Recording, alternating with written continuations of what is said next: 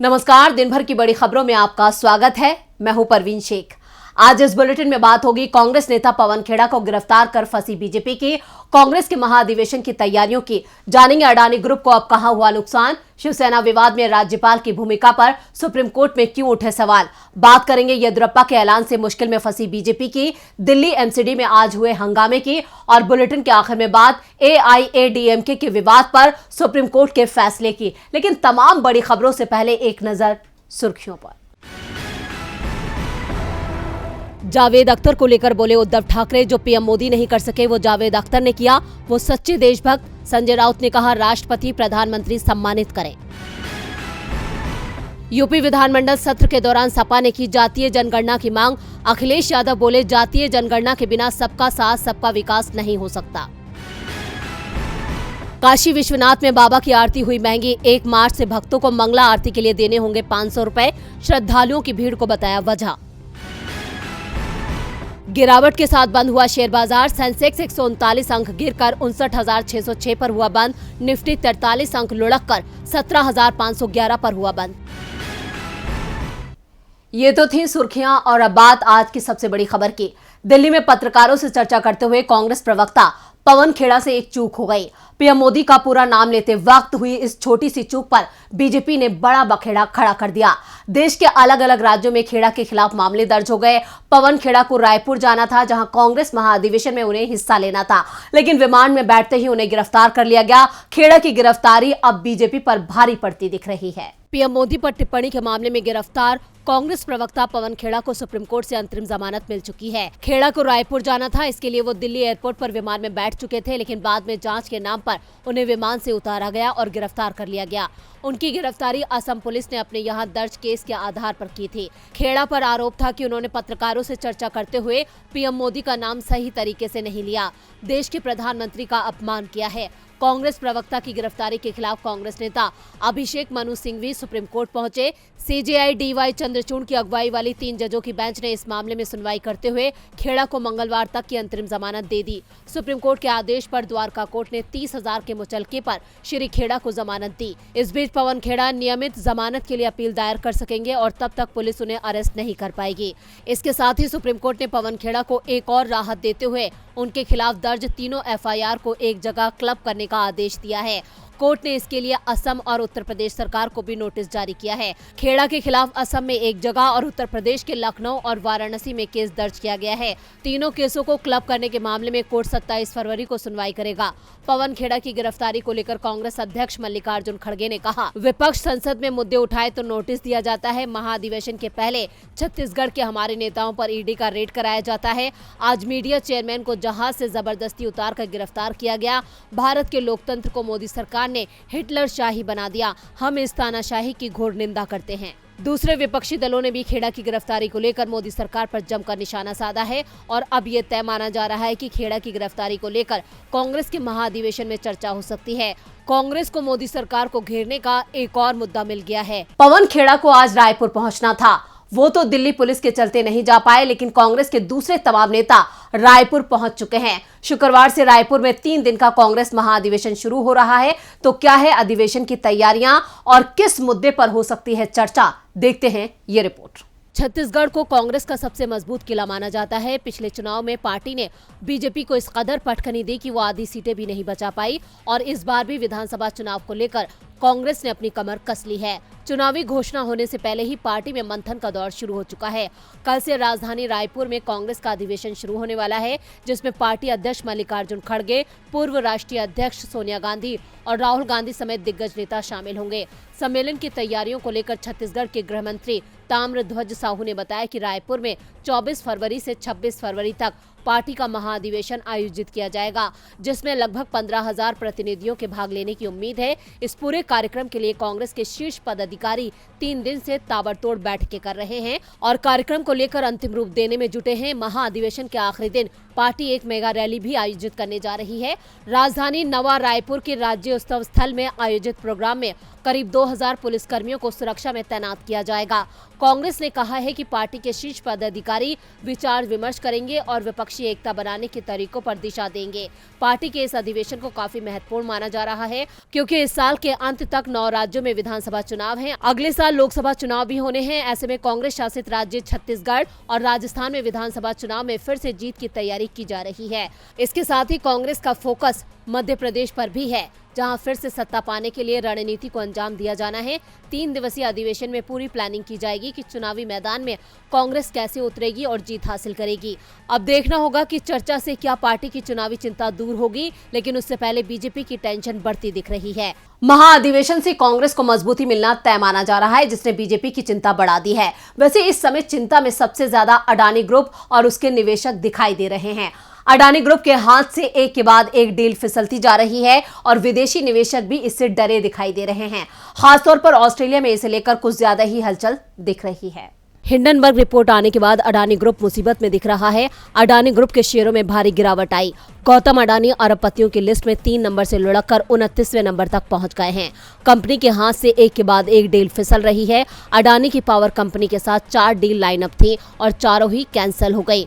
Group की company के share 80% तक गिर चुके हैं। सबसे पहले यूपी सरकार की यूनिट मध्यांचल विद्युत वितरण निगम ने अडानी ग्रुप की ओर से स्मार्ट प्रीपेड मीटर लगाने का टेंडर निरस्त किया। अडानी पावर और डीबी पावर के बीच करीब 7000 करोड़ रुपए की डील टूट गई। इसके बाद अडानी ग्रुप ने देश की power trading company PTC India में हिस्सेदारी के लिए बोली लगाने से खुद को अलग कर लिया। सीके बिरला ग्रुप की कंपनी ओरिएंट सीमेंट ने अडानी पावर महाराष्ट्र के साथ डील खत्म कर दी है। अडानी ग्रुप के कहने के बाद ही इस डील को कैंसिल किया गया है। एक के बाद एक डील कैंसिल हो रही है तो अडानी ग्रुप में निवेश करने वाले लोग भी चिंता में दिख रहे हैं। ऑस्ट्रेलिया में भी इसका बड़ा असर देखा जा रहा है। यूके के अखबार द गार्डियन का दावा है कि जिन विदेशी निवेशकों ने अडानी ग्रुप की ग्रोथ रेट को देखकर निवेश किया था वो जबरदस्त नुकसान में है। द गार्डियन के ऑस्ट्रेलियाई संस्करण में छपी एक रिपोर्ट में दावा किया गया है कि ऑस्ट्रेलिया में रिटायरमेंट के लिए रखे सरकारी फंड्स का निवेश अडानी की कंपनियों में किया गया था, जो मुश्किल में फंस गया है। रिपोर्ट में कहा गया है कि क्वींसलैंड के सरकारी कर्मचारियों और कॉमनवेल्थ बैंक के कर्मचारियों के पेंशन फंड जैसे कई सुपर एन्यूनेशन फंड को बढ़ाने की उम्मीद में अडानी की कंपनियों में लगाया गया था। रिपोर्ट के अनुसार देश का 243 अरब डॉलर का फ्यूचर फंड का बड़ा पैसा अडानी की 2 कंपनियों में लगा है और इनकी कीमत अब मूलधन से भी कम हो गई है।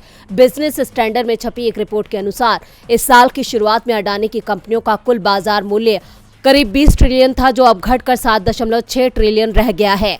अडानी पर दांव लगाकर ऑस्ट्रेलिया भी फंसता दिख रहा है। अडानी खुद मुश्किल में दिख रहे हैं और उन पर भरोसा करने वाले लोग भी मुश्किल में दिख रहे हैं। दूसरी ओर मुश्किलें शिवसेना विवाद को लेकर भी एकनाथ शिंदे और उद्धव ठाकरे दोनों के सामने खड़ी हैं। 8 महीने पहले एक बगावत के चलते उद्धव ठाकरे की सरकार चली गई थी। इसी मामले की सुनवाई सुप्रीम कोर्ट कर रहा है, जहां उद्धव गुट की ओर से राज्यपाल की भूमिका पर सवाल खड़े किए गए। तो क्या दलील दी गई उद्धव गुट की ओर से, देखते हैं इस रिपोर्ट में। करीब 8 महीने पहले एकनाथ शिंदे की बगावत के चलते महाराष्ट्र में एमवीए की सरकार चली गई थी। शिवसेना की बगावत के मामले में सुप्रीम कोर्ट में सुनवाई चल रही है। इस मामले में उद्धव ठाकरे की ओर से पेश वकील कपिल सिब्बल ने आज राज्यपाल की भूमिका पर सवाल खड़े किए। सिब्बल ने कहा कि राज्यपाल सरकार बचाने के लिए होते हैं, लेकिन महाराष्ट्र के राज्यपाल ने मौजूदा सरकार को उखाड़ फेंका। राज्यपाल अपने मन से सत्तारूढ़ दल को बहुमत परीक्षण का आदेश नहीं दे सकता। जो नियम है उसमें साफ है कि विधायकों का एक दल राज्यपाल के पास जाता है, राज्यपाल से मांग करता है, तभी राज्यपाल सत्तारूढ़ दल को बहुमत के लिए कह सकते हैं। लेकिन महाराष्ट्र में सब कुछ उल्टा हुआ। सिब्बल ने कहा कि उद्धव ठाकरे ने बीजेपी का समर्थन नहीं किया। राज्य में उद्धव ठाकरे की सरकार थी जिसे जानबूझकर राज्यपाल ने उखाड़ फेंका। पूरे मामले में राज्यपाल की भूमिका संदिग्ध थी। राज्यपाल ने अपने अधिकार का दुरुपयोग किया। सिब्बल ने सवाल किया कि जब राज्य में सरकार ही शिवसेना की है तो शिवसेना के ही विधायक कैसे सरकार गिरा सकते हैं? शिवसेना के विधायक कैसे अपने ही मुख्यमंत्री के खिलाफ अविश्वास प्रस्ताव ला सकते हैं? सिब्बल ने कहा कि सदन में पहले बहुमत पर फैसला होता है, जब वहां फैसला नहीं होता तब राज्यपाल की भूमिका शुरू होती है। इस मामले में ऐसा नहीं हुआ। राज्यपाल ने पहले ही शपथ दिला दी। कोर्ट में सिब्बल की दलीलें जारी थीं। अभी इस मामले में आगे भी सुनवाई होगी। इसके बाद कोर्ट किसके पक्ष में फैसला सुनाता है उस पर सभी की नजरें होंगी। अगर फैसला उद्धव ठाकरे के पक्ष में गया तो पूरी बाजी ही पलट जाएगी। शिंदे के साथ गए विधायकों को अयोग्य तक करार दिया जा सकता है। कोर्ट क्या फैसला देता है ये महाराष्ट्र की सरकार का भविष्य तय कर देगा। फैसला उद्धव के पक्ष में आया तो शिंदे की सरकार चली जाएगी। वैसे सरकार बनाने और बचाने की लड़ाई कर्नाटक में भी शुरू हो चुकी है। 2 महीने में ही कर्नाटक विधानसभा का चुनाव होना है, लेकिन चुनाव के ऐलान से पहले ही बीजेपी को झटके लग रहे हैं। बीजेपी नेता और राज्य के पूर्व सीएम ने राजनीति से संन्यास लेने का ऐलान कर दिया है। कर्नाटक विधानसभा चुनाव से पहले बीजेपी को जबरदस्त झटका लगा है।